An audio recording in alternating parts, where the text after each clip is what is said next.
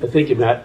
I just want to clear up the name of that person I mentioned yesterday in a press meeting was, the UNRWA Teachers Association of Lebanon is actually Fateh Sharif Abu Elamin. That's going to get it off the top of the mind, and apologize for getting that name wrong. But I wanted a couple questions regarding Israel. No need to apologize. I get things wrong up here all the time. Well, I appreciate it. In light of October 7th, Israel attacked memorials. Hold on. I don't think I can let that snarky comment pass by.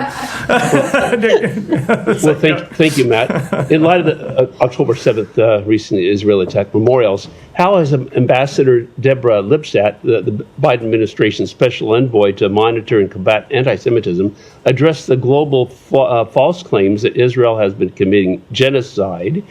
And why has the ambassador, whose portfolio is to combat Jew hatred, been silent about the most virulent Jew hatred? And just a quick follow-up. So I think that is a misrepresentation by far and a mischaracterization of her work over the years since October 7th and her work since she assumed that position. She speaks out on a regular occasion against anti-Semitism anywhere it occurs around the world. You only have to look at her public statements, her public appearances. She has been a vocal advocate against anti-Semitism. Okay, why hasn't America's ambassador, Deborah Lipstadt to the United Nations, taken up this cause in the United Nations to call on world leaders to dispel this lie, a lie which provokes such anti-Jewish activity and policy? And often I hear statements about referring to Israel as committing genocide. So this is an important issue to address. So why hasn't the America's ambassador to the United Nations taken up this cause at the United Nations to dispel this lie? We have spoken to it at the United Nations and made clear what our position is. Sorry.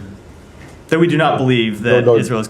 Yeah, I get that, but again, on the names, Deborah Lipstadt is not the U.S. ambassador to the United Nations unless something has happened to LTG. I thought you in the first last was 20 asking why years. she hasn't gone to the United Nations and presented, but it could be either. Actually, that's what I was asking was, why she hasn't gone to the United Nations. Well, we have other individuals inside the State Department who are charged with speaking before the United Nations and making clear our positions known. Most, as a first matter, of course, our ambassador to the United Nations, Linda Thomas Greenfield, she's made clear our position on numerous occasions. So you clearly don't believe that Israel is guilty of committing genocide, which we've heard from the International Criminal Court and so many others.